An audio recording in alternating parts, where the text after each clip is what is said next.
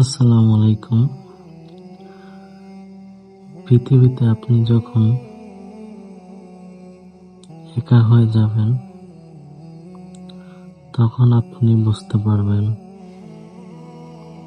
যে আপনি কতটা অসহায়, আপনার কদর কতটুকু, আপনার জীবনের জন্য